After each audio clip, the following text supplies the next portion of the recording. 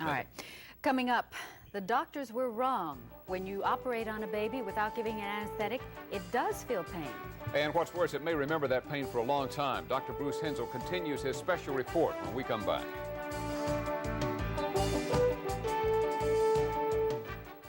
Did you know that you can lead nature walks, hikes, and other outdoor activities for Los Angeles area handicapped children as a WODOC volunteer? Call for details.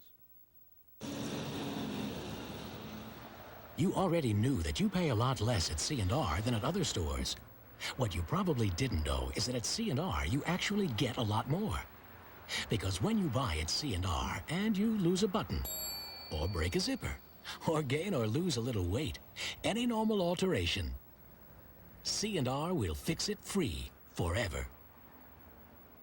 C&R, that's all it costs.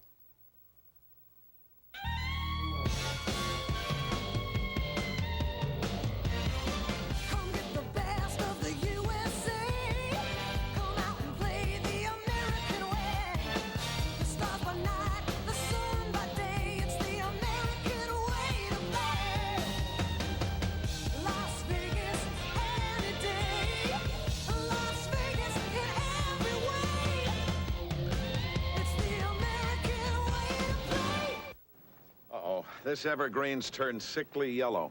You know, whether the problem's winter damage or iron deficiency or alkaline soil, here's one thing that can help save your evergreens: Stearns Miracid. Miracid works fast, provides special chelated iron, nutrients, and soil acidifiers, and that's exactly what azaleas and other evergreens must have to grow strong and beautiful. Sure, ordinary plant foods feed, but Miracid feeds, ironizes, acidifies for more beautiful evergreens. Some people will do just about anything to let you know they bought their shoes at an expensive store. Monsieur, madame.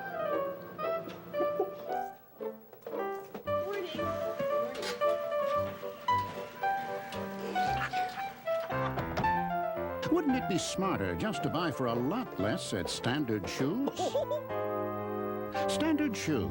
The competition made us do it. Major surgery without anesthesia? It's a frightening thought, yet it is being performed on babies, and we're not talking about the dark ages.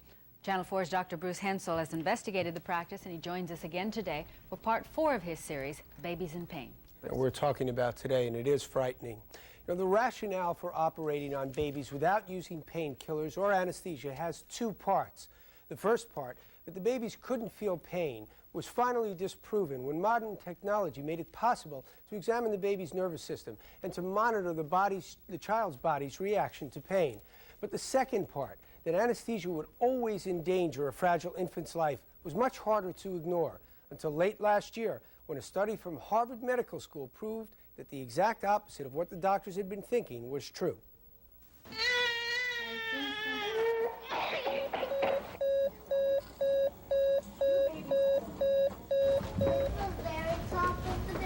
Yes, we sure are.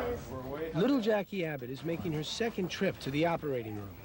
The first one, 6 years ago, was much more frightening. She was critically ill, like many newborn infants, and doctors believed that anesthesia could endanger her life. So they operated on her without using painkillers or anesthesia. But once you start to breathe it, Her doctor this time around is making sure she gets it. He remembers how surgery without anesthesia would affect a child. A year or so ago, we cared for a child who was a victim of a gunshot wound and was taken to another hospital, was very critically injured, and was operated on at that hospital with paralyzing agents but no anesthetic agents. And we were all very disturbed to find that he had quite vivid recollections of being operated upon because he had had his surgery without benefit of anesthesia. I think this was a significant psychological problem for him. Scientific studies have finally made it clear that babies do feel pain, and medical technology has made it possible to monitor the baby's vital signs much more closely. Those advances have led some specialists to wonder where the real danger was. The anesthesiologist might not have been as well trained and certainly felt very insecure in delivering anesthetic agents during these times of surgery and paralyzing a patient. Even the best anesthetic agents in the hands of someone inexperienced in caring for young infants could be dangerous.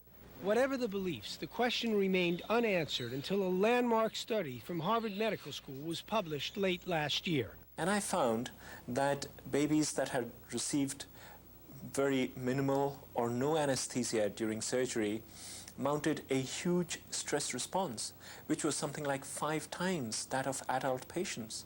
And Dr. Anand's carefully controlled studies showed that the previously held beliefs about anesthesia were actually untrue. The babies that received potent anesthesia not only had a smaller stress response, they seemed to do much better after surgery. So now the whole idea that by giving analgesic or anesthetic drugs you might cause harm to babies is reversed. That by withholding anesthetic or analgesic drugs, there is some possibility that you might cause harm. I do feel the delivery of an anesthetic agent via a well-trained anesthesiologist is a safe procedure, and certainly, in my mind, is much safer than the non-delivery of the anesthetic agent. More and more of these critically ill babies will survive. More and more of them will need surgery. Mothers still worry that the new information has been very slow to reach the doctors who care for them. And I have a feeling that old practices die hard, and there are probably a lot of physicians out there practicing as they did before. It's an important point here. We don't want to give the impression that anesthesia should always be given. There are rare circumstances under which it can't be given. That's up to the doctor. But there are a number of reasons why many doctors are practicing as they used to and inappropriately holding it back. The old practices do die hard. Some anesthesiologists are still uninformed about the new evidence, and others have not had the benefits of continuing education. Those explanations would never satisfy you if your child was about to be cared for by one of those doctors. Tomorrow night, we'll show you what's being done to tell those doctors and parents about the new evidence and what you can do to protect your child. John, Linda. Okay, look forward to part 5.